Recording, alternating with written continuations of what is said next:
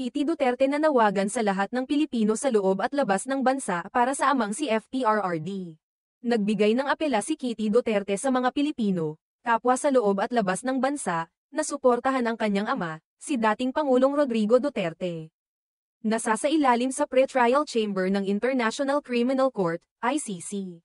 Sa pamamagitan ng kanyang Instagram story noong Biyernes 14 ng Marso.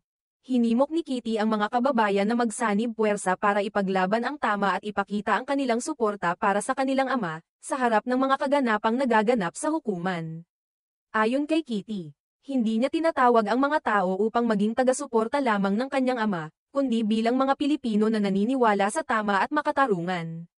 I am calling unto you, not as his supporters, but as Filipinos, to stand for what is right and light a candle, whether you are in the Philippines or abroad, ang bahagi ng kanyang mensahe. Nanawagan siya na ang mga Pilipino ay magsanib puwersa sa pagnanasa para sa tama at hustisya, at hindi lamang para sa kanyang pamilya, kundi para sa lahat ng mga Pilipino na may malasakit sa integridad at soberanya ng bansa. Binanggit ni Kitty na nais niyang magkaisa ang mga Pilipino sa isang panalangin para sa kanyang ama at para ipaglaban ang karapatan ng Pilipinas sa mga isyong ito.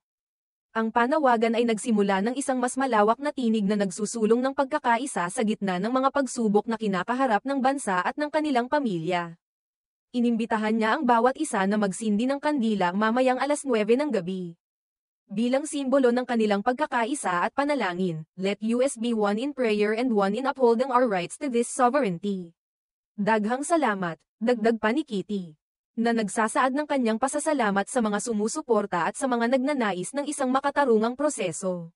Sa pamamagitan ng kanyang mga pahayag, ipinakita ni Kitty na ang layunin ng kanilang pamilya ay hindi lamang ang personal na interes kundi ang pagpapakita ng pagkakaisa at pagpapatibay sa mga prinsipyo ng isang demokratikong bansa tulad ng Pilipinas. Ang mensahe ni Kitty ay isang paalala sa mga mamamayan na sa kabila ng mga kontrobersya at hamon na kinakaharap ng dating Pangulo, ang mga Pilipino ay may tungkulin na magsalita para sa mga isyong may kinalaman sa karapatan ng bansa, habang patuloy ang mga legal na proseso at mga kaso na kinakaharap ng kanyang ama.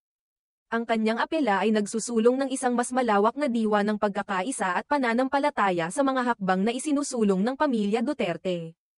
Ang kanyang panawagan ay hindi lamang isang simpleng pahayag, kundi isang simbolo ng pagnanasa para sa katarungan at para sa paghahanap ng mga solusyon na makikinabang ang bawat Pilipino. Ang mga kaganapan sa kasaysayan ng bansa ay nagbigay daan para sa mga ganitong uri ng mga pahayag na nagpapakita ng epekto ng politika at batas sa personal na buhay ng mga tao, at kung paano ito nakaaapekto sa mga hakbang na isinasagawa para sa kinabukasan ng bansa.